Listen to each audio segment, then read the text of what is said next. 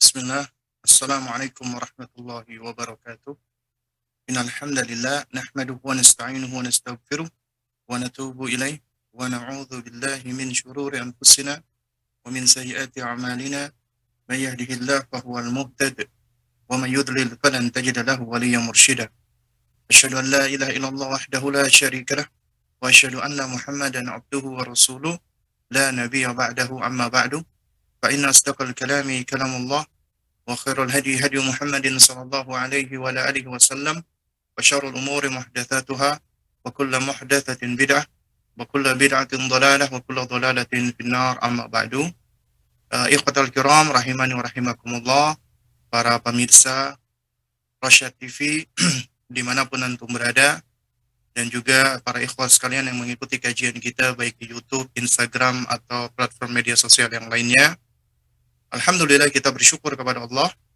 Di pagi hari ini kita diperkenankan kembali oleh Allah Subhanahu wa taala melanjutkan kembali kajian kita yakni kita masih membahas sebuah risalah atau tulisan ringkasan dari buku yang ditulis oleh Syekh Muhammad Said Ruslan Al-Misri hafizahullah taala yang berjudul Tarbiyatul Aulad ala Minhajin Nubuwah. Dan qadarullah wa ma syafa'ala kita libur cukup lama ada beberapa pekan dari bahasan kita, di mana di pertemuan yang terakhir kita telah membahas yakni tentang bagaimana mendidik anak di atas akhlak yang mulia. Dan sebelumnya kita juga sudah membahas tentang pendidikan ruhiyah dan hati bagi anak. Dan insya Allah di kesempatan ini kita akan melanjutkan membahas di bab yang ke-13, yakni tarbiyatut tifli tarbiyatan mujtama'iyatan sahihatan. Tarbiyatut tifli tarbiyatan mujtama'iyatan sahihatan. Pendidikan anak dengan cara pendidikan sosial yang benar. Sebagaimana kita tahu, Allah menjadikan kita manusia makhluk sosial. Kita memang diciptakan Allah, diletakkan di rahim ibu kita sendirian, meskipun mungkin ada yang kembar tapi secara asal kita dilahirkan sendiri dan kita pun meninggal dunia sendirian. Tapi selama kita hidup, kita tidak bisa hidup sendiri. Allah ketika wujudkan kita, hadirkan kita di muka bumi kita, gak mungkin kita bisa hidup dengan baik dan selamat tanpa peran dari orang tua kita. Itulah karunia Allah bagi anak-anak. Allah hadirkan orang tuanya sebagaimana anak adalah karunia bagi orang tuanya. Dan juga demikian, kita pun juga butuh satu dengan yang lainnya. Bahkan kita pun butuh untuk menikah, butuh untuk berpasangan. Kita juga butuh sahabat. Kita butuh mitra, kita butuh partner. Itulah manusia. Manusia tidak lepas dari hubungan di antara sesama manusia. Karenanya di dalam agama kita, kita tahu tentang bab berkaitan dengan haknya Allah, tentang tauhid, tentang akidah. Tapi agama kita juga mengatur tentang muamalat, tentang bagaimana manusia atau hamba berinteraksi dengan hamba yang lainnya. Bahkan agama kita mengajarkan secara detail tentang muamalat, tentang interaksi. Baik itu berupa adab dan akhlak, baik itu terhadap sesama manusia, ataupun bahkan juga terhadap hewan, tumbuhan, dan makhluk yang lainnya. Ini menunjukkan betapa sempurnanya agama kita. Dan betapa Allah Rabb kita benar-benar menaruh perhatian dengan kita, dengan hambanya, sehingga kita diberikan panduan, bimbingan di dalam hidup di muka bumi ini, agar kita bisa berinteraksi dengan cara yang baik. Dan menjadi tugas kita sebagai orang tua, untuk mendidik anak kita, agar mereka memiliki kecerdasan sosial, agar mereka memiliki social skill, keterampilan sosial, agar mereka bisa hidup bersama-sama dengan makhluk yang lainnya dengan cara yang baik, dengan cara yang terbimbing. Dan tentunya bimbingan kita tidak lain dan tidak bukan adalah Al-Quran dan sunnah. Karenanya ini adalah poin yang penting. Ini adalah bab yang penting yang perlu kita ketahui dan kita pelajari.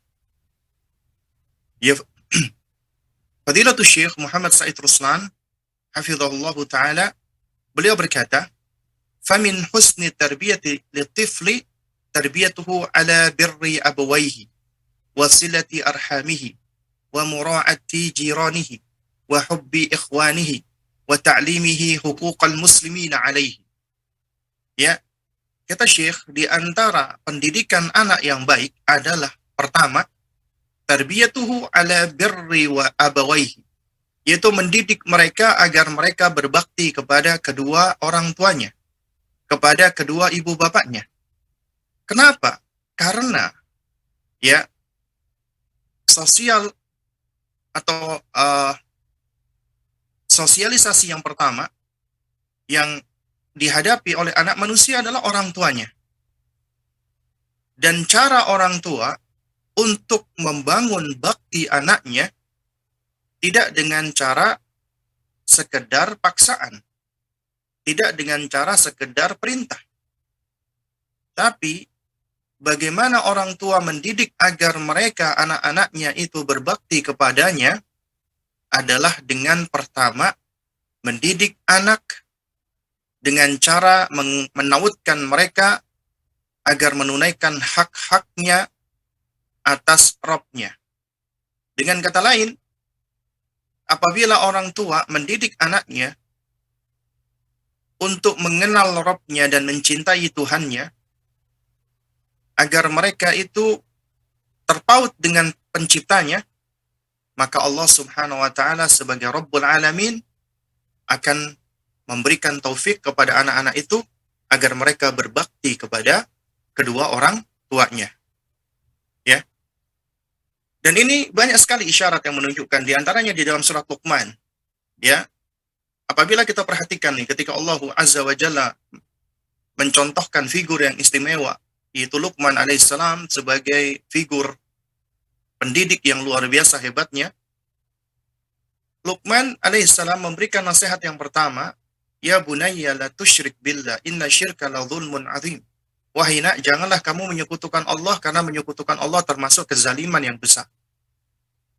Apabila kita perhatikan di sini, bagaimana Luqman alaihissalam mengajarkan kita fondasi pendidikan anak agar membuahkan bakti anak kepada orang tuanya. Yakni yang pertama, bagaimana Luqman memberikan contoh kepada kita untuk menyentuh hati anak terlebih dahulu. Afektif. Dengan kalimat yang santun, sapaan yang baik, penuh dengan cinta kasih. Ya bunayya. Itu dalam rangka untuk apa? Untuk merengkuh hati anak. Karena orang tua yang tidak pandai di dalam mengambil hati anak, tentunya anak akan sulit untuk mendekat kepada orang tuanya. Dan Allah sudah berikan kemampuan ini kepada kita orang tua. Bahkan Allah sudah bekali fitrah mencintai anak kita. Tinggal bagaimana kita terus mengupgrade pengetahuan kita dan mempraktekannya. Bagaimana kita bisa mengambil hati anak kita. Ini sudah dicontohkan oleh Nabi yang mulia alaihissalam. Bagaimana Nabi berinteraksi dengan anak-anak. Itu luar biasa. Karena sebelum kita menyentuh kognisi atau kemampuan logika anak kita, akal anak kita, afeksi terlebih dahulu, sentuh hatinya terlebih dahulu. Kemudian, ya, yang paling utama dari pendidikan adalah menautkan anak dengan penciptanya Allah. Agar mereka sadar mereka makhluk yang diciptakan oleh Allah, Allah Khalik, Allah penciptanya, dan mereka kita tumbuhkan kecintaannya kepada Allah. Agar apa? Agar mereka senantiasa selalu terpaut, terikat dengan Allah. Di antaranya kita ajarkan akidah, tauhid yang benar. Kita jauhkan mereka dari kesyirikan. Dan apabila kita menunaikan haknya Allah, Allah nggak akan lupa dengan haknya kita. Makanya di ayat berikutnya, 14-15 dari surat Luqman, itu adalah wasiat Allah, nasihat Allah. Bukan nasihatnya Luqman. Artinya, di antara nasihat Luqman, di ayat ke-13, kemudian dilanjutkan ke ayat ke-16 ya, Allah di dalam dua ayat memberikan wasiat, nasihat di sela-sela nasihat Luqman. Terutama terutama setelah nasihat tentang tauhid. Allah ingatkan, wa wassaynal insana, dan kami perintahkan manusia. Jadi Allah memberikan perintah bukan hanya kepada orang beriman, tapi kepada manusia. Biwalidayhi, agar berbuat bakti, berbuat baik kepada kedua orang tuanya. Kemudian Allah istimewakan ibu, hamalathu ummuhu wahnan ala wahnin. Dan seorang ibu, ya, dan ibunya itu mengandung dengan semakin lama semakin pelik, semakin sulit. Ya, wa fisaluhu fi amaini, dan kemudian menyapihnya selama 2 tahun. Jadi di sini sebagaimana diterangkan oleh Fadilatul Syekh Muhammad Ibrahim Al-Hamad, Allah masuk nasihatnya di antara nasihat Luqman, terutama setelah tauhid, dan apabila kita perhatikan di dalam Al-Quran, perintah untuk berbakti kepada orang tua itu selalu setelah perintah tauhid, mentauhidkan Allah. Selalu. Ya. Di mana Allah mengingatkan manusia bahwasanya, ya, Allah memberikan Anda wahai manusia nikmat yang besar, yaitu nikmatul hayah, nikmatul ijad, nikmat keberadaan, nikmat kehidupan. Tadinya Anda tidak ada menjadi ada, Allah yang mengadakan Anda, Allah yang menciptakan Anda. Tapi penciptaan Anda itu dengan sebab Allah Azza wa Jalla menjadikan orang tua Anda menikah. Kemudian mereka berjima, melakukan hubungan suami istri. Kemudian Allah karuniakan anak tersebut. Dengan kata lain, bagaimanapun kondisi orang tua kita, ya, dari merekalah, sebab merekalah kita dihadirkan Allah di muka bumi. Sehingga Allah ingatkan tentang nikmat ini. Yang mana apabila manusia itu tahu diri, sebagaimana dikatakan oleh salah seorang ulama salaf, sekiranya Allah tidak memberikan aku nikmat kecuali hanya nikmat hidup, maka itu sudah cukup bagiku untuk bersyukur sepanjang hidupku. Ya, Allah seandainya tidak memberikan nikmat apapun kecuali satu nikmat saja, nikmat hidup, itu sudah cukup untuk menjadi sebab alasan kita untuk bersyukur selalu kepada Allah selama hidup kita. Tapi Allah Maha Baik. Allah tidak hanya memberikan kita satu nikmat ini saja, Allah berikan kita begitu banyak nikmat yang apabila kita berusaha menghitung-hitungnya kita nggak akan sanggup. Itulah kebaikan Allah Subhanahu wa taala. Nah, jadi jangan sekali menggunakan Allah Subhanahu wa taala. Mendidik anak untuk berbakti kepada orang tua itu tidak bisa sekedar hanya dengan paksaan, dengan suruhan, dengan perintah. Kamu harus berbakti sama abi, sama umi. Kamu kalau nggak berbakti, kamu nanti anak durhaka. Dengan sekedar ancaman. Ini metode yang tidak efektif. Karena metode yang efektif adalah ketika Anda ingin mendidik anak Anda agar mereka berbakti kepada Anda, maka tautkan dulu mereka dengan Rabb-nya. Didik mereka agar mereka terikat dengan Rabb-nya. Anda didik mereka dengan akidah yang benar. Anda didik mereka dengan tauhid yang lurus. Itu caranya. Maka apabila anak hatinya, dirinya telah terikat dan terkait dengan Allah, Allah berikan taufik agar anak ini menjadi anak yang berbakti kepada orang tuanya. Kemudian juga, agar anak berbakti kepada orang tuanya, maka tunjukkanlah, ya, perhatian. Tunaikanlah haknya anak. Tunaikanlah kewajiban Anda terhadap anak. Dan tunaikan haknya anak. Anak butuh dididik bukan hanya secara materi. Anak butuh untuk dinafkahi bukan hanya secara materi. Tapi mereka juga butuh dibersamai, dididik, dikasih sayangi, dicintai, diberikan perhatian. Dan ingat, ya, ucapan Nabi yang menjadi kaidah yang luar biasa. Ketika itu Al-Aqra' bin Habis At-Tamimi, salah seorang pembesar Bani Tamim, mengunjungi Nabi, kemudian beliau terheran-heran melihat bagaimana Nabi begitu sangat sayangnya dengan cucu-cucunya, dengan Al-Hasan dan Al-Husain. Nabi mengecupnya, memeluknya, menciumi Al-Hasan dan Al-Husain. Al-Aqra' bin Habis heran, "Ya Rasulullah, aku ini punya 10 anak, tapi tidak ada satupun dari anak-anakku itu yang aku ciumi." Kemudian Nabi menoleh kepada Al-Aqra'. Kemudian Nabi mengatakan, "Man la yarham la yurham." Siapa yang tidak menyayangi, tidak disayangi. Kita mengambil pelajaran, wahai orang tua. Apabila Anda tidak menunjukkan kasih sayang kepada anak Anda, terutama di masa usia dininya, Anda tidak hadir memberikan kasih sayang, maka ketahuilah al-jaza min jinsil amal. Balasan sesuai dengan jenis perbuatan. Man zara'a hasada. Siapa yang menanam, dia yang menuai. Anda abai, Anda cuek, Anda tidak menunjukkan cinta Anda, sayang Anda kepada mereka, maka kelak mereka pun juga akan melakukan hal yang serupa di hari tua Anda. Mereka akan abai dengan Anda. Mereka nggak akan hadir membersamai Anda. Sebagaimana Anda tidak hadir ketika mereka masih kecil. Karena itu adalah jaza min jinsil amal. Balasan sesuai dengan jenis perbuatan. Apabila Anda ingin anak Anda berbakti kepada Anda, maka berbaktilah terlebih dahulu kepada anak Anda. Emang orang tua bisa berbakti kepada orang tua? Bisa. Al-jaza' min jinsil amal. Apabila Anda ingin agar anak Anda berbakti kepada orang tua Anda tunaikan dulu bakti Anda kepada anak Anda dengan mendidik mereka dengan sebaik-baiknya. Bukankah kita telah membahas ya di pertemuan-pertemuan yang lalu, di antaranya kisah tentang Sayyiduna Umar radhiyallahu taala anhu, di mana beliau pernah didatangi oleh seorang laki-laki. Laki-laki ini dia memprotes. Maksud saya dia mengadukan tentang anaknya. Ya Amirul Mukminin, aku punya seorang anak, ya, yang dia durhaka kepadaku. Ya, jadi dia yashku uquqa ibnihi. Dia mengadukan tentang kedurhakaan anaknya. Kemudian Sayyiduna Umar pun memanggil anaknya. Dinasihati anaknya. Kemudian anaknya bertanya, "Ya Amirul Mukminin, apakah anak itu punya hak yang harus ditunaikan oleh ayahnya?" Ya. Nah, jadi ditanyakan oleh anak itu, "Ya Amirul Mukminin," ya.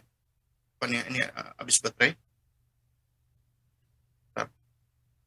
"Wahai Amirul Mukminin," ya, itu ditanyakan apakah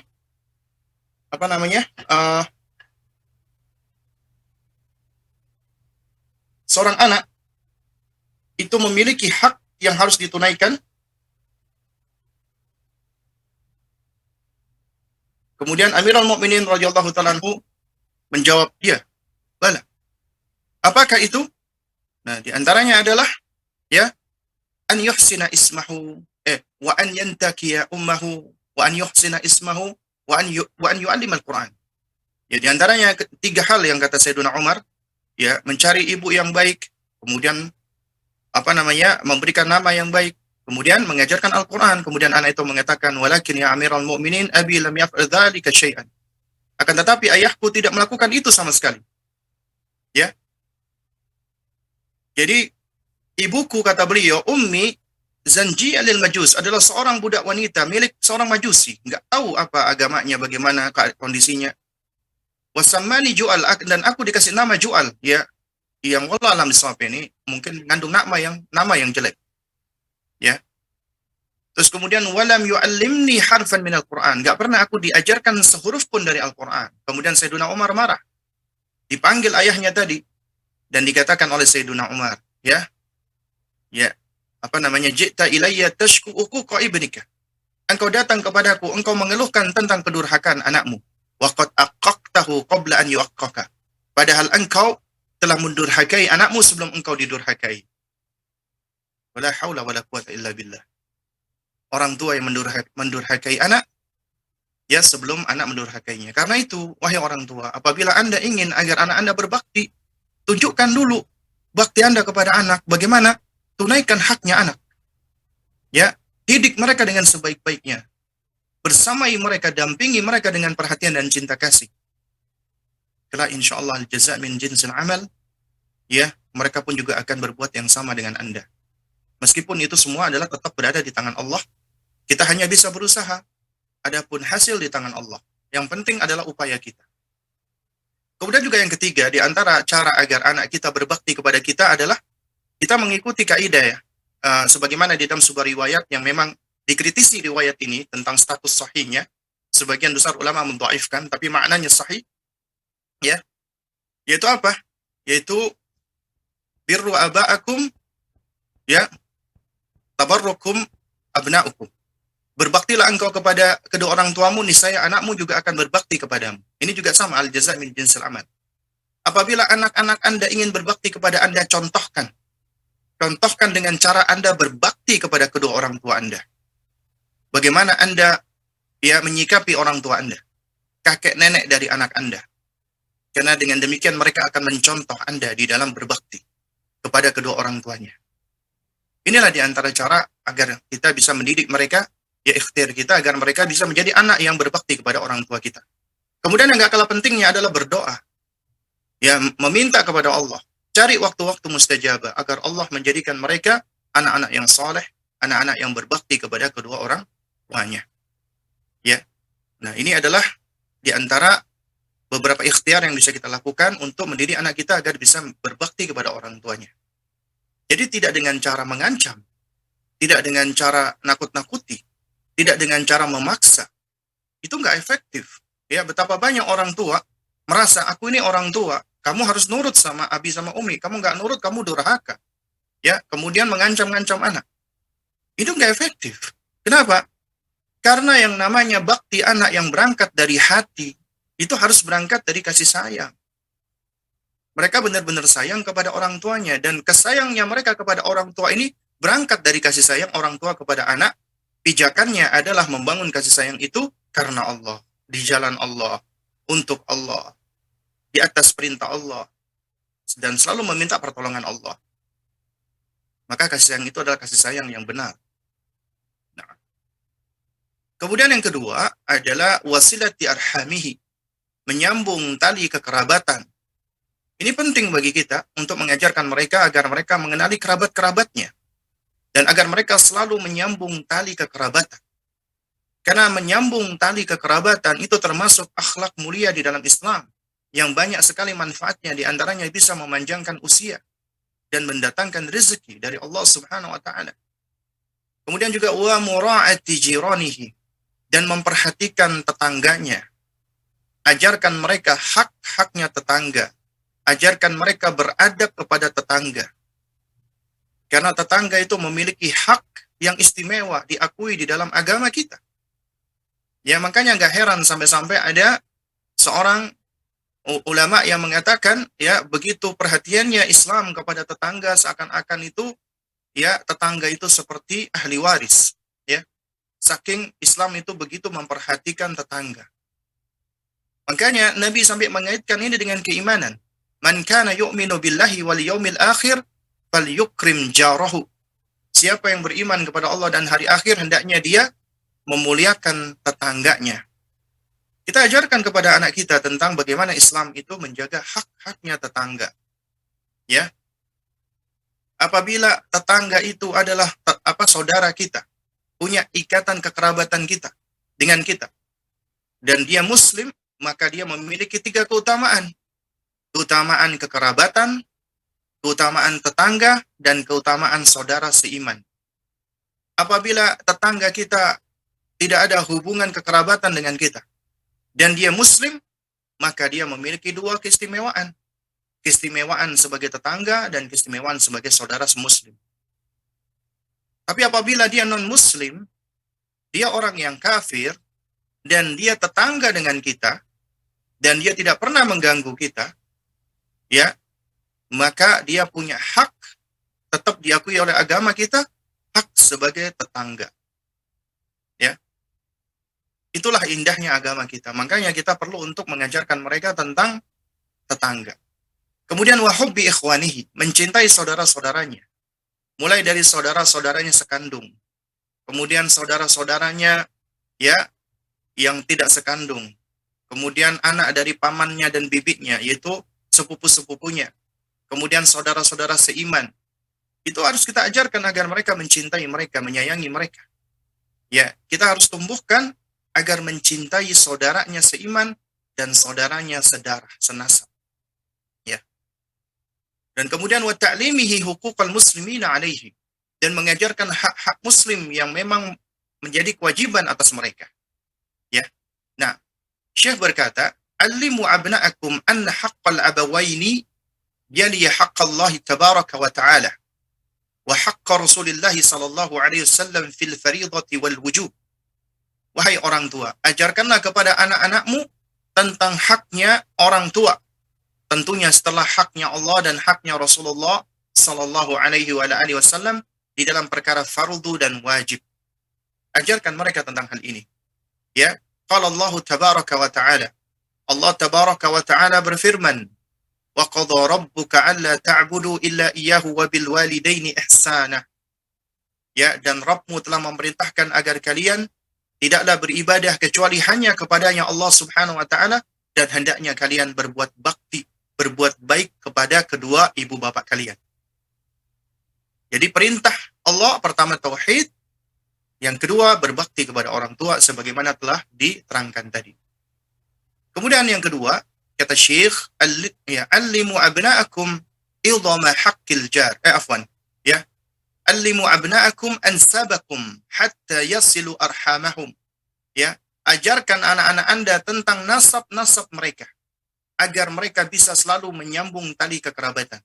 Inilah di antara hikmah kenapa orang Arab mereka sangat memperhatikan nasab. Ya. Mereka sangat memperhatikan nasab hingga nasab mereka terjaga. Ya. Kenapa? Dalam rangka agar terus bisa menjaga silaturahim, menjaga tali kekerabatan. Ini suatu hal yang mulia, yang baik. Ini adalah tradisi yang dipertahankan oleh agama kita.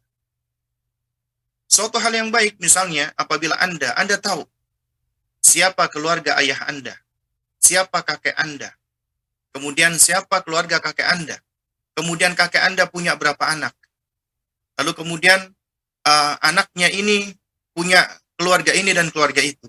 Demikian pula ibu Anda, dan seterusnya. Agar Anda tahu bahwasanya mereka ini orang-orang yang terikat dengan kekerabatan, ya. Itu dari rahim yang sama, dari ibu atau nenek atau buyut kita. Bahwasanya mereka memiliki hak yang istimewa.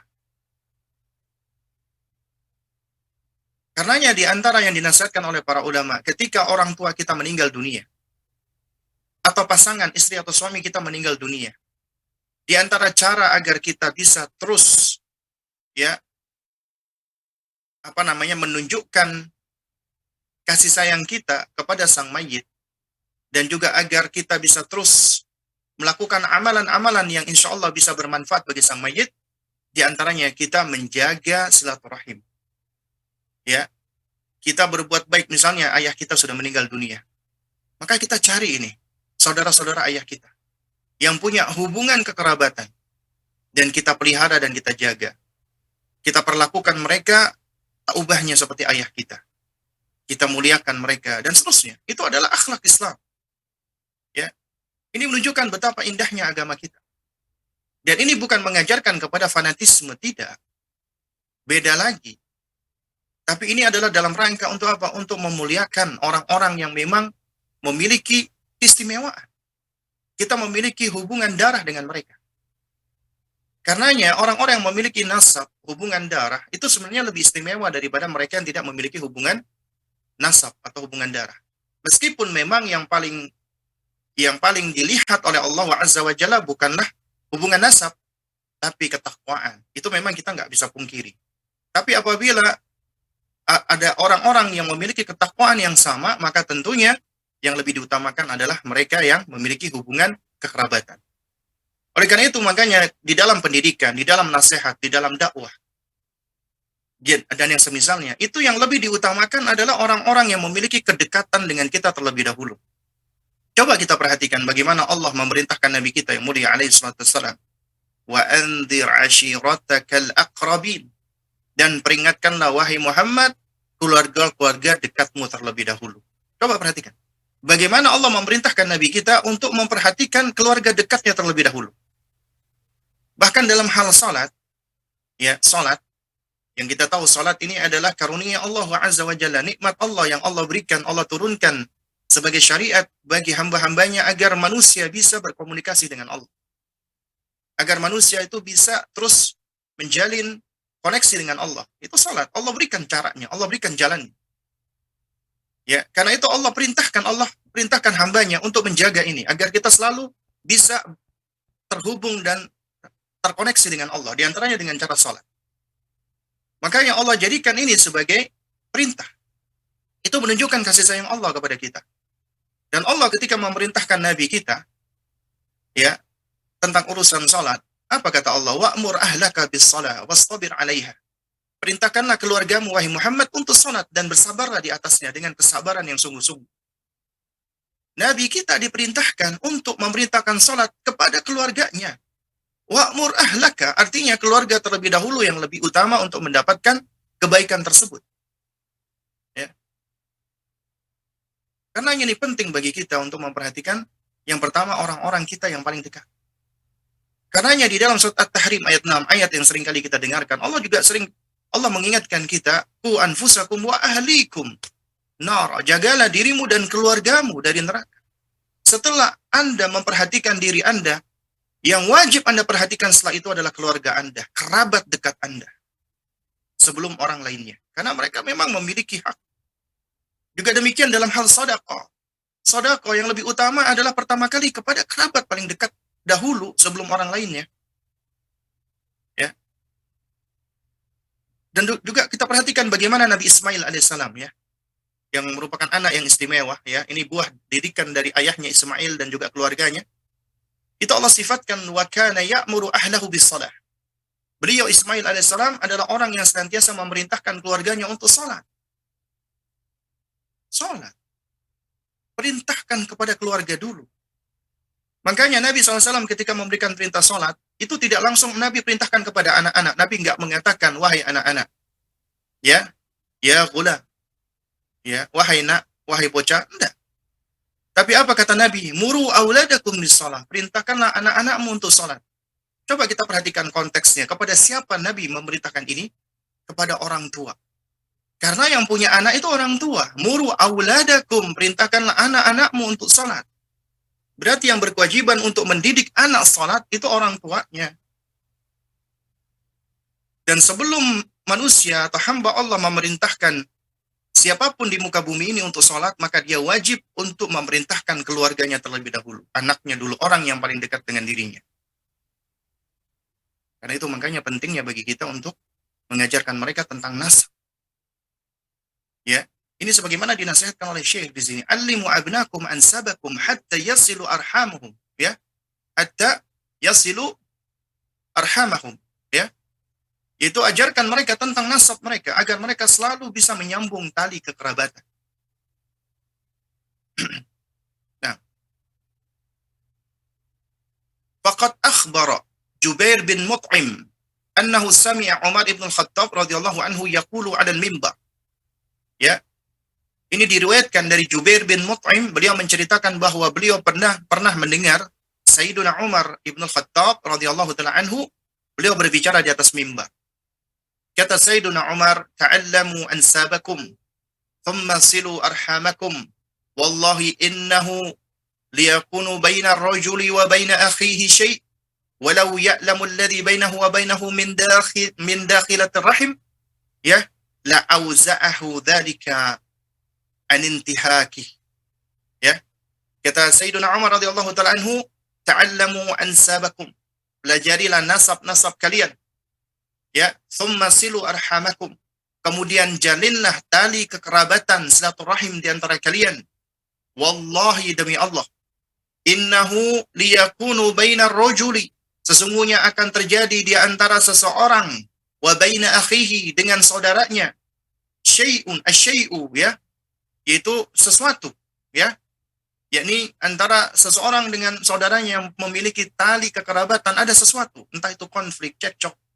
Walau ya'lamu alladhi bainahu wa bainahu min dakhilatir rahim, ya, yang mana sekiranya dia tahu bahwasanya di antara dirinya dengan saudaranya tadi itu memiliki hubungan kekerabatan rahim, ya, la auza'ahu dzalika an intihakihi.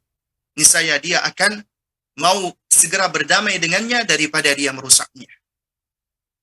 Tapi ternyata subhanallah, di zaman ini hubungan nasab, hubungan kekeluargaan, hubungan darah, bahkan hubungan kandung tidak bernilai di hadapan dunia, tidak bernilai di hadapan harta, tidak bernilai di hadapan ya status atau jabatan. Betapa banyak kita dapati berita seorang anak membuang ibunya, atau juga seorang anak rela menuntut orang tuanya gara-gara masalah waris. Kakak adik berantem bahkan sampai bunuh-bunuhan gara-gara memperebutkan warisan. Wal'iyadzubillah. Wal'iyadzubillah. Ini semua tidak lepas dari apa? dari jeleknya pendidikan, jauhnya mereka dari agama, jahilnya mereka tentang Islam. Makanya alangkah benarnya ucapan baginda Nabi yang mulia alaihi wassalam ketika Nabi mengatakan, ya, man yuridillahu bihi khairan yufaqihu fid din. Siapa yang Allah kehendaki baginya kebaikan, Allah akan jadikan dia ngerti tentang urusan agamanya. Ngerti tentang urusan agama. Tanda kebaikan dari Allah. Sebaliknya apabila Allah tidak menginginkan kebaikan pada seseorang, ini mafhum mukhalafahnya, maka Allah akan jadikan dia bodoh tentang urusan agamanya, jahil tentang urusan agamanya. Makanya jangan heran, segala bentuk kerusakan-kerusakan, kejelekan-kejelekan, keburukan-keburukan, itu pasti nggak lepas dari jahilnya atau bodohnya, mohon maaf, manusia dari agamanya. Jahil tentang urusan agamanya. Karenanya mereka jatuh kepada keburukan-keburukan. Di antaranya ketika mereka jahil tentang anjuran-anjuran dan syariat, terutama tentang adab-adab di dalam pendidikan kita. Mereka nggak ngerti betapa istimewanya hubungan kekerabatan itu. Ya. Nah, di sini Syekh menerangkan tentang riwayat ini, wal hadithu hadithun hasanul isnadi. Hadis ini adalah hadis yang sanadnya hasan. Ya. Nah, kemudian dikatakan wasahha marfu'an dan sahih secara marfu'. Ya, hadis ini ya akhrajahu at-Tayalisi wal Hakim, dikeluarkan oleh Imam Tayalisi dan Imam Hakim. Wa qad jama'a dzalika bi turuqihi al-Albani fi Sahihah. Syekh Al-Albani rahimahullah menghimpun jalan-jalan riwayat dari hadis ini di dalam buku kumpulan hadis beliau, yaitu Silsilah Al-Ahadits As-Sahihah min hadits Ibnu Abbas radhiyallahu taala anhuma, yaitu dari hadis Abdullah bin Abbas radhiyallahu taala anhuma. Jadi menurut Syekh Muhammad Said Ruslan, hadis ini adalah hadis yang hasan. Beliau condong kepada pendapat yang menghasankan hadis ini. Nah, kemudian kita lanjutkan. Syekh mengatakan, ya, alimu abna'akum idhama haqqil jar. Ajarkan anakmu tentang ya betapa besarnya haknya tetangga. Ya, fa innal jara lahu haqqun bi itlaqin. Ya, karena sesungguhnya tetangga itu memiliki hak secara mutlak. Sawa'un kana musliman am kana kafiran. Nih perhatikan. Ya, hak tetangga itu mutlak. Sawa'un kana musliman am kana kafiran. Ya, gak masalah, gak berbeda, baik itu muslim ataupun kafir. Ya, mereka punya hak baik muslim ataupun kafir sekalipun. Sawa'un kana ta'ian am kana 'asiyan. Baik mereka itu orang yang taat ataupun orang yang bermaksiat. Sawa'un kana 'aliman am kana jahilan. Baik itu orang yang berilmu atau orang yang jahil. Sawa'un kana musalihan am kana mukhasiman. Baik itu orang yang mau bersahabat ataupun orang yang malah memusuhi. Al-jaru mutlaqul jari lahu haqqun. Tetangga yang benar-benar tetangga memiliki hak. Lianna nususa waradat mutlaqatan min ghairi qaidin. Karena nas-nas dalil yang menerangkan hal ini datang secara mutlak tanpa qaid, tanpa ada pembatas. Wa hadza nabiyukum sallallahu alaihi wasallam yaqulu qawlan mursalan aman mutlaqan min ghairi qayyidin. Inilah nabi Anda yang bersabda dengan perkataan yang tegas lagi lugas, yang bersifat umum dan mutlak tanpa ada qayyidnya, tanpa ada pembatasnya. Apa kata Nabi? Ma zala Jibrilu yusini bil jari hatta dhanantu annahu ya sayuwarrithuhu. Jibril senantiasa menasihati aku tentang tetangga. Sampai-sampai aku mengira bahwasanya tetangga itu akan mewarisi atau menjadi ahli waris. Ya, ini ucapan Nabi SAW. Mazala Jibrilu yusinil biljar. Jibril selalu menasihatiku tentang tetangga. Sampai-sampai aku mengira bahwasanya tetangga itu akan menjadi ahli waris. Dan jamaah sekalian muliakan Allah, ini secara asal. Artinya begini. Seorang muslim ketika dia tinggal di tempat dan kemudian dia bertetangga, asalnya dia harus menunaikan haknya tetangga sebagai bentuk adab dan akhlak muslim kepada mereka. Ya, contoh misalnya, ketika kita memasak, kemudian masakan kita itu sampai tercium baunya ke sebelah rumah kita. Maka kita harus berbagi dengan mereka. Mau mereka muslim atau kafir, mau mereka orang yang taat atau nggak taat, mau mereka orang yang baik atau buruk, kita berikan. Ya, karena itu haknya mereka. Jadi tidak di apa namanya, tidak dibatasi. Oh, cuman muslim doang, cuman baik doang, enggak. Karenanya inilah di antara indahnya agama kita. Ketika kita diajarkan untuk tetap berbuat baik kepada siapapun, inilah yang bisa menjadi sebab lunaknya hati. Karena Nabi SAW ketika berdakwah, itu diawali dengan ta'liful qulub. Ya, menaut hati dulu, melunakkan hati dulu. Dan di antara cara-cara melunakkan hati adalah kita berbuat baik kepada siapapun. Ya, tapi ini konteksnya berbeda dengan misalnya kita memiliki tetangga yang mengganggu. Maka kita boleh menasehati, memprotes, ya, atau bahkan sampai melaporkan apabila sudah benar-benar mengganggu. Itu konteksnya beda ya. Karena kita merasa terganggu dengan keburukan dari tetangga. Tapi dalam hal berbuat baik, maka kita tetap harus berbuat baik. Inilah keindahan agama kita. Nah, kemudian kita lanjutkan lagi sedikit di sini ya, supaya bab ini selesai. Kata Syekh, "Allimu abna'akum annal muslimina jami'an jasadun wahidun." Ya, ajarkan kepada anak-anak Anda, wahai para orang tua, bahwasanya kaum muslimin itu bagaikan satu tubuh. Mereka layak satu tubuh, layaknya satu tubuh. Syekh berkata, "Ayyuhal mu'minun," wahai orang-orang yang beriman. "Laqad matsala an-nabiy sallallahu alaihi wasallam al-mu'mina lil-mu'mini bil bunyani yashuddu ba'dahu ba'dan." Ya, sungguh Nabi kita Muhammad sallallahu alaihi wasallam telah memberikan perumpamaan bagi mukmin yang satu dengan mukmin yang lain, itu bagaikan satu bangunan yang saling menguatkan satu dengan yang lainnya. Ini metode tamtsil ya, metode yang istimewa yang diajarkan di dalam agama kita, yang ditunjukkan oleh Allah dan Rasul-Nya. Mempergunakan tamtsil. Tamtsil itu mengkonkretkan sesuatu yang abstrak. Kita tahu bahwasanya ya, hubungan persaudaraan, hubungan persatuan, itu suatu hal yang abstrak. Nah, Nabi mempergunakan metode yang mengkonkretkan, seperti bangunan. Bangunan itu ada batu bata penyusunnya, ada pilarnya, ada tiangnya, ada ini dan itu. Jadi, semua bagian itu adalah saling menguatkan. Dan itulah ibaratnya Nabi menjelaskan kaum mukminin satu dengan yang lain itu seperti bangunan yang satu dengan yang lainnya itu saling menguatkan. Karena itu Syekh mengatakan, wa hadha huwal mithalus sahihu likulli sya'bin mu'minin. Ini merupakan perumpamaan yang tepat bagi setiap bangsa dari orang-orang beriman. Karena Nabi SAW mengatakan, innal mu'mina lil mu'mini kal bunyani yashuddu ba'dahu ba'dan. Karena sesungguhnya mukmin yang satu dengan mukmin yang lainnya seperti satu bangunan yang saling menguatkan satu dengan yang lainnya. Ya.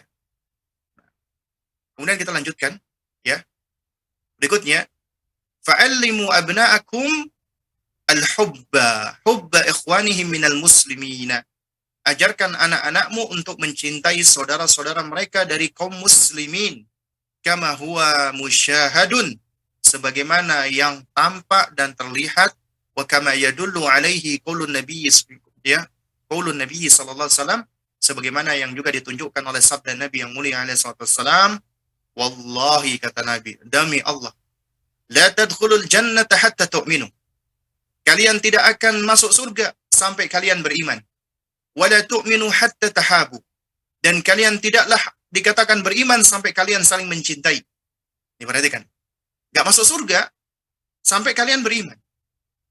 Dan gak dikatakan beriman sampai kalian saling mencintai. Afala ukhbirukum bisyai'in idza fa'altumuhu tahabbtum, kata Nabi. Maukah kalian aku sampaikan, aku beritahu tentang sesuatu yang apabila kalian lakukan, kalian kerjakan, niscaya kalian akan saling mencintai. Karena kalau kalian saling mencintai, itu bukti keimanan. Dan apabila kalian beriman, kalian masuk surga. Apa itu? Afshus salam bainakum. Sebarkan salam di antara kalian. Ya, akhrajahu Muslim fi sahih. Dikeluarkan oleh Imam Muslim di dalam sahihnya. Ya. Nah, jadi di antara haknya saudara Muslim bentuk cinta kasih adalah mengucapkan salam. Nabi SAW mengajarkan adab tentang salam. Ya, di antara yang kata Nabi, fayusallimu as-saghiru lil kabir. Hendaknya yang muda memberikan salam kepada yang tua. Ya, wal qalilu ilal katsir, yang sedikit kepada yang banyak. Ya. Kemudian wal masyi ilal qa'id, yang berjalan kepada yang duduk dan seterusnya. Ini adab yang diajarkan oleh Nabi sallallahu alaihi wasallam. Tapi yang menarik, Nabi ketika mengatakan hendaknya mengucapkan salam yang muda kepada yang tua, tapi Nabi mempraktekkan sebaliknya. Ketika Nabi ketemu anak-anak, Nabi ucapkan salam, Assalamualaikum. Kemudian Nabi mendekat, Nabi usap-usap kepalanya, Nabi ajak mereka bermain. Itu akhlaknya Nabi dalam rangka untuk mengambil hati mereka. Makanya anak-anak kaum mukminin, sahabat-sahabat junior ketika itu, mereka sangat cinta dengan Nabi, sayang dengan Nabi. Makanya banyak kita dapati riwayat ketika Nabi pulang sholat misalnya, mereka sudah bergerombol, berkumpul, menyambut Nabi SAW. Ya, mereka ingin menyalami Nabi. Dan di antara mereka senang. Kenapa? Karena tangan Nabi itu begitu lembutnya dan begitu harumnya. Seakan-akan tangan Nabi itu seperti tangan yang baru dicelupkan ke dalam minyak wangi atau parfum. Dan Nabi begitu sangat lemah lembut kepada anak-anak. Itu dicontohkan oleh baginda Nabi yang mulia alaihi wasallam. Dan kita pun juga harus menjadi contoh bagi anak-anak kita. Kenapa? Karena yang meriwayatkan hadis Nabi menyalami anak-anak itu adalah Anas bin Malik, sahabat junior Nabi, pelayannya Nabi, asistennya Nabi ketika itu. Dan beliau praktekkan kepada murid-murid beliau. Beliau pun juga menyalami anak-anak. Makanya salam kepada anak-anak itu diantara salah satu cara kita untuk menggait hati mereka. Ya. Nah, namun kadang-kadang ada di antara orang tua atau guru gengsi. Jadi kalau ada anak-anak lewat, ditunggu salamnya, kalau nggak salam, kalian sombong ya, kalian nggak hormat ya, nggak mau salam sama ibu bapak guru ya, nggak mau salam sama abi umi ya. Ya kita kadang-kadang seperti itu ya. Padahal kita contohkan dulu gitu loh. Assalamualaikum, waalaikumsalam. Kemudian kita jelaskan tentang keutamaan salam, bahwasanya orang yang mengucapkan salam lebih utama daripada yang menjawab salam. Ya, sehingga mereka ketika tahu, mereka akan berlomba-lomba ingin duluan mengucapkan salam karena tahu tentang keutamaannya. Alih-alih kita melakukan hanya kamu kalau ketemu orang tua harus salam. Ya, kita seringkali melakukan pendekatan seperti ini.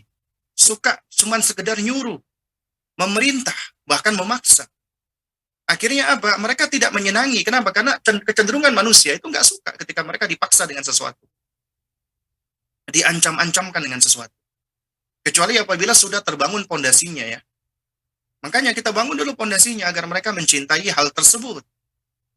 Karena apabila sudah muncul, tumbuh kecintaannya, akan lebih mudah bagi kita untuk menasihatkannya. Nah, kita lanjutkan yang terakhir dari bab ini. Kata Syekh, ya'allimu abna'akum huquqal muslimina 'alaihim wa rabbuhum 'ala adaih. Ajarkan anak-anak Anda tentang hak-haknya kaum muslimin yang harus mereka penuhi ya, dan didik mereka untuk melaksanakannya. Ajarkan mereka untuk apa? Untuk menunaikan hak tersebut, ya. Nah, tabata fi sahih Muslim wa kadza akhrajahu al-Bukhari fil Adab al-Mufrad anna Nabiy sallallahu alaihi wasallam qala. Ya, dan ini adalah sebagaimana disebutkan di dalam Sahih Muslim dan juga diriwayatkan oleh Imam Bukhari di dalam Al-Adabul Mufrad, bukan di dalam Sahih Muslim ya, tapi di dalam buku Imam Bukhari yang berjudul Adabul Mufrad, anna Nabiy sallallahu alaihi wasallam qala, bahwasanya Nabi sallallahu alaihi wasallam bersabda, haqqul muslimi 'alal muslimi sittun, ya haknya muslim dengan muslim yang lainnya ada 6, idza laqitahu fasallim alaihi. Jika engkau berjumpa dengannya, ucapkan salam kepadanya. Ajarkan ini kepada anak-anak. Ya, idza laqitahu fasallim alaihi. Jika engkau bertemu dengan saudaramu semuslim, ucapkan salam kepadanya. Wa idza da'aka fa'ajibhu.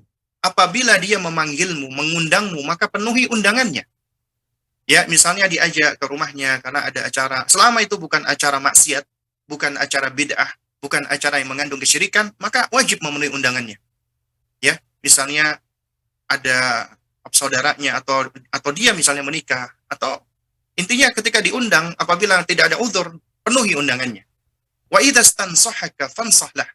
Apabila dia minta nasihat kepadamu, nasihati dia. Nasihat itu bukti dari cinta. Bukti dari kasih sayang. Orang yang tidak mau menasehati, berarti dia nggak sayang, dia nggak cinta. Kalau dia benar-benar cinta, dia nasihati saudaranya, temannya, pasangannya, keluarganya, orang tuanya, anaknya. adiknya, kakaknya. Itu bukti daripada cinta. Apalagi kalau orang itu meminta nasihat, maka nasihati dia. Dan menasihati nggak mesti kita harus menjadi orang yang super soleh, orang yang paling baik. Enggak. Karena kita pun juga sama. Kita juga butuh dengan nasihat sebagaimana mereka juga butuh dengan nasihat. Kita saling menasihati. Munasahah. Itu haknya muslim dengan yang lainnya. Ya wa idza atasa fahamidallaha fashammithu. Apabila dia bersin, kemudian dia bertahmid mengucapkan alhamdulillah, maka doakan dia ucapan yarhamukallah. Ya itu haknya muslim. Kalau dia bersin, kemudian dia ucapkan alhamdulillah, maka doakan yarhamukallah. Tapi kalau dia bersin, dia nggak ngomong apa-apa, ya kita tidak perlu untuk mengucapkan yarhamukallah. Tapi boleh kita nasihati, akhi, ukhti, kalau bersin jangan lupa bertahmid kepada Allah. Kemudian wa idza maridha fa'udhu. Apabila dia sakit, jenguk dia. Datangi dia. Hibur dia. Ya. Wa idza mata fattabi'hu. Apabila dia meninggal dunia, maka iringi jenazahnya. Ya, ikuti dan iringi jenazah. Itu haknya muslim. Ajarkan ini kepada anak-anak kita. Ya mudah-mudahan sedikit ini bisa memberikan manfaatnya. Ya mungkin untuk berikutnya apabila ada pertanyaan yang masuk, ini udah ada pertanyaan ya yang masuk ya. Coba kita baca. Yang bisa saya jawab akan saya jawab. Pertanyaannya panjang ternyata. Ana seorang istri dan memiliki 4 orang anak, yang paling kecil baru 2 tahun, alhamdulillah. Jadi mau Ana tanyakan, Ana ingin menjarakkan anak, karena dalam hati niat anak ingin belajar ilmu agama seperti memperbaiki bacaan Al-Quran secara bertemu dan mengaji rutin khusus muslimah. Padahal Allah suami anak kurang mendukung karena waktu dan beliau terkesan kerepotan kalau dititipi anak-anak. Dan berjalannya waktu ditambah anak hamil lagi. Jadi terasa pupuslah niat anak ingin belajar bermajelis bersama para penuntut ilmu. Anak sedih sekali Ustaz. Jadi kalau teringat itu, anak seperti tidak terima perlakuan suami ke anak, seolah anak harus diam saja dalam rumah mengurus segala yang ada di rumah. Adakah nasihat buat anak untuk menghibur hati ini Ustaz?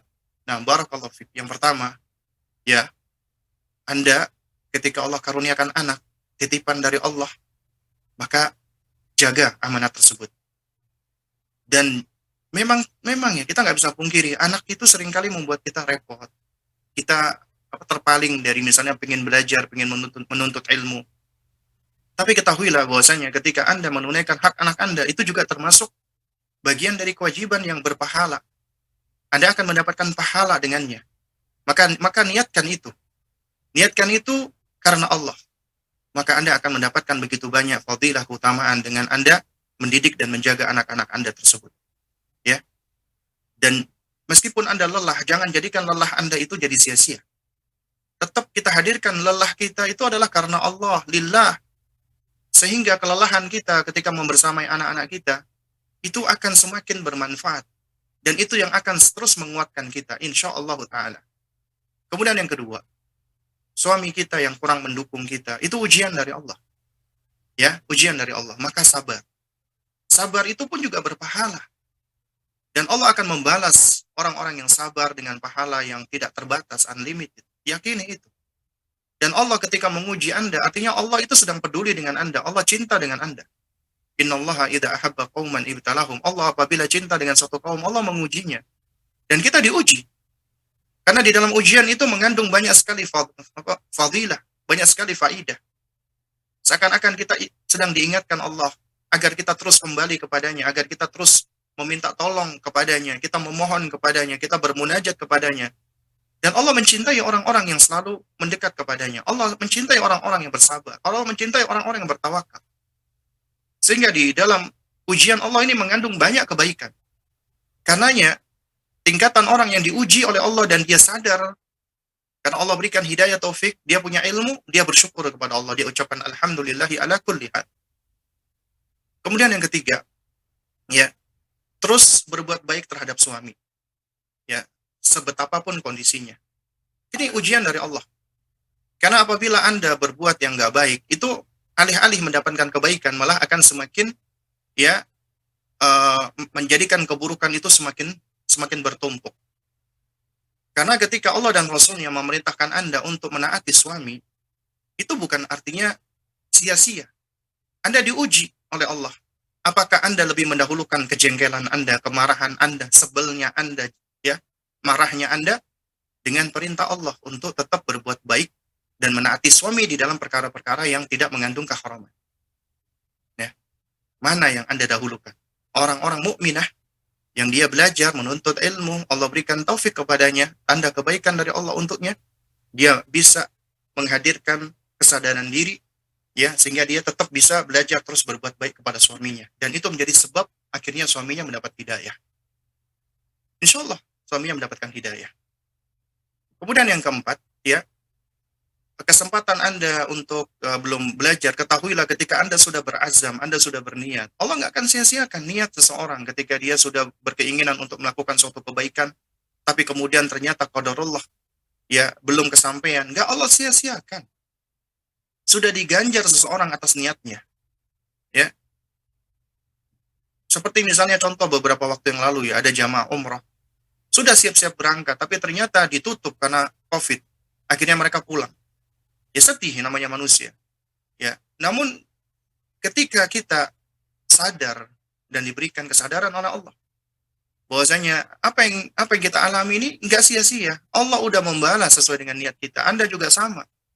Ketika Anda sudah berniat untuk belajar, menuntut ilmu, Anda ingin menambah pengetahuan Anda ingin hadir di majelis ilmu, tapi ternyata karena kondisi akhirnya Anda belum bisa hadir ke majelis ilmu, Allah nggak akan sia-sia. Kemudian yang keenam, ya, kesempatan belajar alhamdulillah sekarang banyak.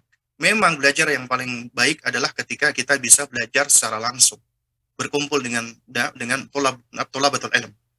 Namun apabila kondisi kita tidak memungkinkan, ya, karena kita ada urusan-urusan yang itu memang urusan yang urgent, ya, kita nggak bisa meninggalkan anak kita begitu saja, ya, maka ingatlah, ya, ketika kita terhindar dari sesuatu dan itu suatu hal yang baik, maka insya Allah Allah akan gantikan dengan yang lebih baik lagi. Artinya, ya, kita diberikan kemudahan oleh Allah, tetap kita bisa belajar di rumah kita, ya, dan rumah tempat yang baik tetap untuk wanita, mau ibadah atau belajar, rumah tetap tempat yang baik. Dan alhamdulillah Allah berikan fasilitasnya, kita tetap bisa belajar, kita bisa mendengarkan kajian, kita bisa melihat YouTube, kita bisa ikut, ya, kelas-kelas live, baik via Zoom atau yang lainnya. Itu karunia dari Allah. Artinya kita tetap bisa terus belajar dengan berbagai macam fasilitas yang ada. Apabila cara ini tidak bisa, maka akan ada, ya, Allah berikan kemudahan cara-cara yang lain. Selama tetap kita terus semangat belajar, insya Allah Allah akan berikan jalan-jalannya, ya. Terus kemudian banyak berdoa kepada Allah Subhanahu wa Ta'ala. Ya, ala kulli hal, ketahuilah wahai para ummahat, ya, ketika Anda bersemangat untuk belajar, tapi ternyata, ya, anak-anak Anda seakan-akan menghalangi Anda untuk belajar, ketahuilah bahwasanya pembersamaan Anda kepada anak Anda itu juga bagian dari ibadah. Allah nggak akan sia-siakan.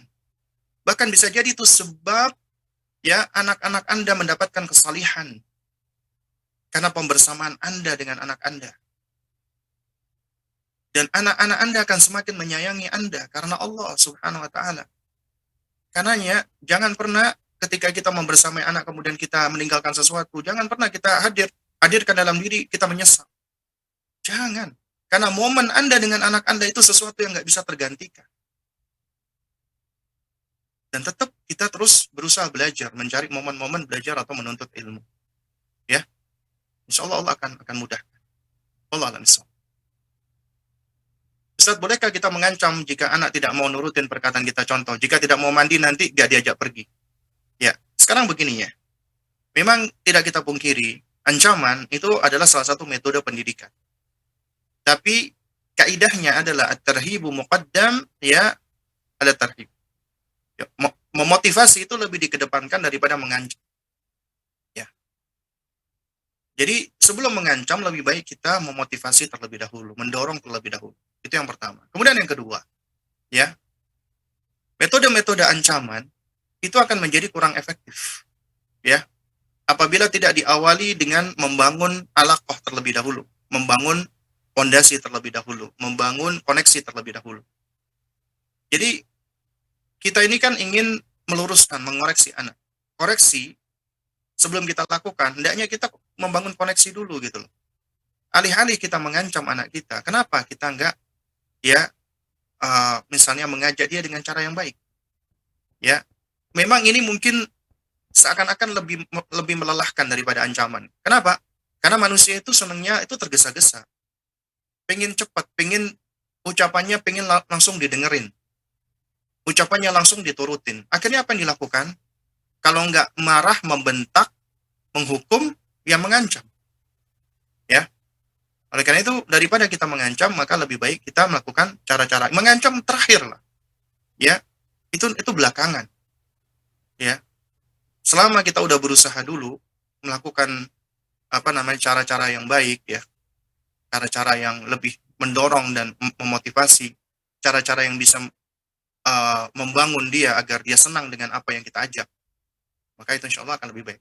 Karena kalau Anda mengancam misalnya, ya, dengan sesuatu, anak-anak itu akan cenderung tidak menyukai sesuatu yang dijadikan objek ancaman. Misalnya, kamu kalau nggak mandi, nanti kamu nggak umi aja misalnya. Jadi itu akan menjadikan di dalam diri anak itu seakan-akan mandi itu suatu hal yang paling tidak menyenangkan. Ya, alih-alih kita jadikan demikian, kenapa nggak kita, ayo nak, kita pergi jalan-jalan yuk. Nah, tapi kalau kamu mau pergi jalan-jalan, alangkah lebih baik kalau kamu dalam kondisi segar. Ayo mandi dulu yuk, kalau kamu mandi bersih dan lain sebagainya.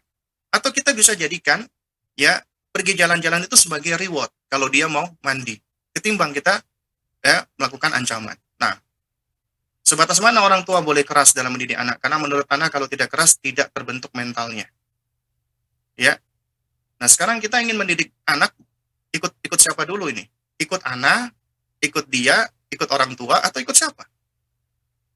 Kalau misalnya ikut anak, menurut saya, apa dasarnya? Apa argumentasinya? Kalau mendidik anak itu dengan anggapan menurut anak, menurut saya, maka tiap orang akan lebih memenangkan egonya masing-masing. Siapa di antara orang tua yang nggak punya ego? Siapa di antara kita yang nggak punya keinginan ego dan ambisi? Pasti tiap-tiap kita akan berusaha menurut anak, menurut saya, ini yang paling baik. Padahal belum tentu menurut saya, menurut anak itu yang paling baik, belum tentu.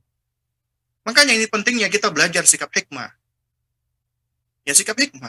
Hikmah itu harus diiringi dengan ilmu kelemah lembutan, dan anak itu tidak tergesa-gesa, tidak gegabah, tidak gerusa-gerusu. Ya, karena kalau semuanya dilakukan dengan menurut anak, ya akan jadi yang namanya pendidikan ini rusak gitu loh. Ya, memang kita nggak pungkiri, bisa jadi kita lebih tahu tentang kondisi anak kita. Tapi selama itu kalau berangkat dari ilmu yang kita pelajari, dari pengalaman, silakan. Tapi kalau itu hanya berangkat dari asumsi kita, dari dugaan kita, dari ya, kita cuman ngira-ngira. Apakah layak kita mendidik anak kita dengan perkiraan kita, dengan dugaan kita dan yang semisalnya? Makanya mendidik kita harus dengan ilmu dan juga amal. Ya, kita nggak bisa melakukan sesuatu itu hanya dengan perkiraan atau dugaan menurut anak seperti ini. Itu nggak bisa seperti itu gitu loh. Dan mendidik itu tidak dengan cara keras. Katanya untuk terbentuk mental. Ini konsep dari mana? Untuk membentuk mental berarti kita harus keras dengan anak. Ya. Kalau kita ingin membangun mentalnya, kita bukan mendidiknya dengan keras, tapi kita mendidiknya dengan tegas. Karena berbeda antara tegas dengan keras. Nggak sama. Orang yang keras, itu seringkali mereka malah cenderung tidak stabil, cenderung labil. Orang yang keras, itu cenderung tidak memiliki integritas. Orang yang keras, itu cenderung tidak, tidak konsisten, malah inkonsisten. Tapi orang yang tegas, ya, itu cenderung untuk konsisten, stabil, berpegang dengan prinsip, tetap bisa dengan lemah lembut. Ya, makanya dakwah tidak dikarakteristiki dengan sikap keras, termasuk nasihat. Apalagi mendidik anak, tidak dengan cara keras, tapi boleh dengan cara tegas. Tegas nggak sama dengan cara keras. Ya. Nah, karena keras itu lawan daripada arif, kelemah lembutan. Sementara kita tahu bahwasanya Allah Subhanahu wa taala mencintai arif, mencintai kelemah lembutan. Makanya dikatakan oleh Nabi SAW, ya, maka narifku fi syai'in illa zanahu. Tidaklah suatu kelemah lembutan ada pada sesuatu, melainkan dia akan memperindahnya. Sebaliknya, tidaklah apabila kelemah lembutan itu dicabut oleh Allah, illa syanahu, melainkan akan menjadikan itu buruk. Ya. Jadikan itu buruk. Nah, kemudian pertanyaan yang terakhir ya, Pak ini. Masih ada lagi pertanyaan. Bagaimana agar kita bisa mencontohkan bakti kita kepada orang tua pada anak di saat pada dulu orang tua sudah melakukan kesalahan, ayah berselingkuh. Saya sebagai anak perempuannya masih sangat kecewa dan terluka karena hal ini. Namun di sisi lain saya pun tahu saya memiliki kewajiban untuk berbakti kepada orang tua walaupun saya sudah menikah. Mohon nasihatnya Ustaz, bagaimana saya harus menyikapi masalah ini? Yang pertama, ya, orang tua ketika melakukan keburukan, melakukan kemaksiatan, melakukan kekufuran misalnya yang paling tinggi ya, melakukan kesyirikan ataupun kekufuran, maka kita wajib untuk berlepas diri, barok dari keburukan tersebut. Ya, kita wajib mengingkarinya, baik dengan lisan atau dengan hati kita. Yang paling wajib dengan hati kita. Ya, kita harus ingkar. Ya, dan kita perlu untuk memberikan nasihat. Nasihat bukti sayang kita dengan cara baik.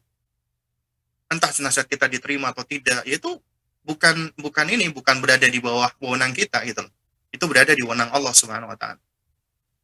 Nah, tapi meskipun kita mengingkari keburukan orang tua kita, tetap kita nggak boleh lepas dari berbakti kepada mereka. Tetap harus berbuat baik kepada mereka. Kita belajar nih dari surat Luqman, ayat ke-15. Wa in jahadaka ala an tusyrika bima laysa laka bi ilm. Apabila kedua orang tua kamu memaksa kamu ini. Jahadaka itu memaksa, bukan cuma nyuruh nih. Memaksa kalian untuk menyekutukan aku, yaitu Allah, dengan sesuatu yang kalian tidak punya pengetahuan tentangnya. Allah hanya mengatakan, fala tuti'huma. Jangan taati keduanya. Jangan ikuti keduanya. Kalau mereka menyuruh kita kepada kekafiran, kesyirikan, jangan ikuti. Gak boleh kita ikuti.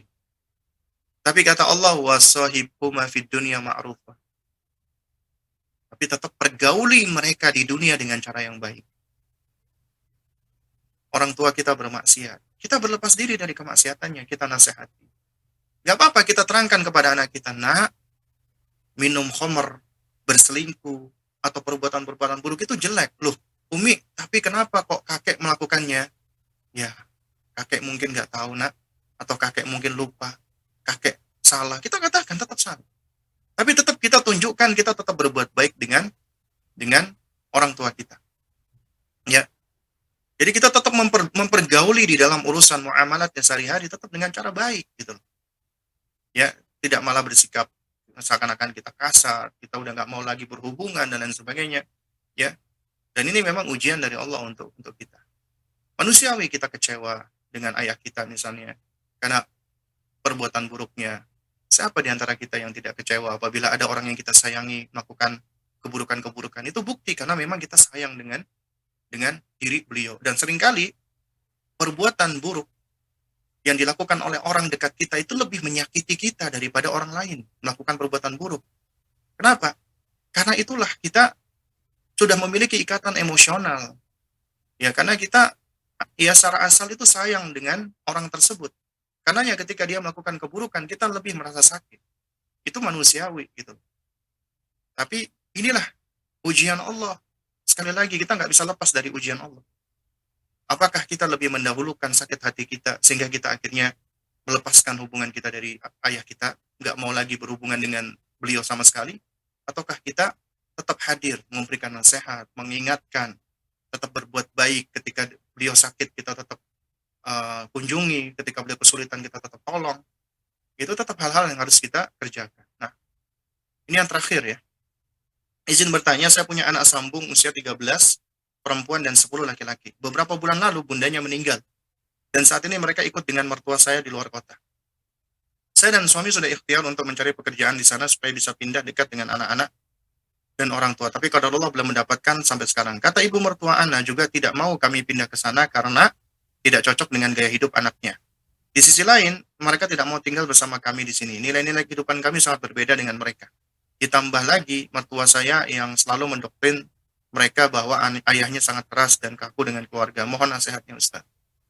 Nah, jadi yang perlu kita perhatikan ya, anak itu tidak ada yang namanya mantan anak. Mantan istri ada. Ya. Jadi misal ada seorang laki-laki, dia berpisah atau bercerai dengan istrinya, tetap anak menjadi tanggung jawabnya dia. Itu anak kandungnya, tetap menjadi tanggung jawab dia. dan dia boleh berbagi peran dengan mantan istrinya untuk menjaga anak sesuai dengan kemampuan dan kemaslahatan. Apabila ibu kandungnya anak tersebut, mantan istrinya meninggal dunia atau tidak memiliki kemampuan, maka dia wajib untuk mengambil pengasuhan anak tersebut. Wajib hukumnya. Ya, harus dia yang mengambil. Kenapa? Karena anak itu amanat Allah Subhanahu wa taala bagi orang tuanya dan tidak layak diserahkan kepada orang lain. Dan apabila dia meremehkan hal ini atau tidak mau, enggan melakukannya, berdosa. Kenapa? Karena dia telah mengabaikan haknya anak. Karenanya dia harus berusaha untuk mengambil pengasuhan anak tersebut. Tentunya dengan cara sebaik-baiknya. Ya. Meskipun anak itu diambil alih oleh mertuanya atau oleh siapa, yang paling wajib untuk mengambil hak pengasuhan itu adalah bukan kakek neneknya, tapi ayahnya. Karenanya kita nasihati suami kita, kita dukung dia, kita sokong dia, agar bisa mengambil pengasuhan anak tersebut. Tapi tentunya tidak dengan cara paksa, karena cara paksa seringkali tidak baik dan tidak efektif. Bagaimana caranya? Ya tentunya langkah-langkahnya harus dengan cara sabar dan cukup panjang, mungkin akan berlika-liku. Ya, misalnya dengan cara kita mengambil hati dulu si anak agar mau tinggal bersama dengan ayahnya. Kemudian juga kita juga mengambil hati dari kakek neneknya, karena kakek neneknya tentu sayang dengan cucunya dan dia mungkin sulit melepaskan karena ya itu yang cucu yang dia sayangi dan juga mungkin dia merasa kurang percaya dengan menantunya ini atau dengan anaknya ini. Sehingga dia harus berproses ya, harus memberikan kepercayaan dan rasa secure ya pada anak dan juga pada kakek neneknya agar mereka rela untuk menyerahkan hak perwalian anak kepada ayahnya dan itu memang harus gitu loh. Dan ketika Anda menjadi ibu sambung si anak-anak tersebut, Anda mendukung suami Anda, itu Masya Allah. Itu adalah suatu hal yang baik ya. Suatu hal yang insya Allah Allah akan ganjar dengan balasan pahala dari Allah Azza wa Jalla. Ya, karena Anda mendorong suami Anda untuk menunaikan kewajiban dia, mendidik anak-anaknya. Karena anak-anak tersebut tentunya adalah bagian dari tanggung jawab, amanat, dan investasi sebenarnya apabila dijaga dengan sebaik-baiknya. Ya wallahu taala alam shawab. Mudah-mudahan yang sedikit ini bisa memberikan manfaatnya. Kurang lebihnya saya mohon maaf apabila ada hal-hal yang kurang berkenan. Tentunya yang hak datangnya dari Allah Subhanahu wa taala, yang batil datangnya dari diri saya pribadi. Mudah-mudahan sedikit ini bisa memberikan manfaat. Jika ada kata-kata saya yang kurang berkenan, mohon jangan dimasukkan ke dalam hati. Ya, kita tutup dengan doa kafaratul majelis. Subhanakallahumma wa bihamdik, asyhadu an la ilaha illa anta astaghfiruka wa atubu ilaik. Assalamualaikum warahmatullahi wabarakatuh.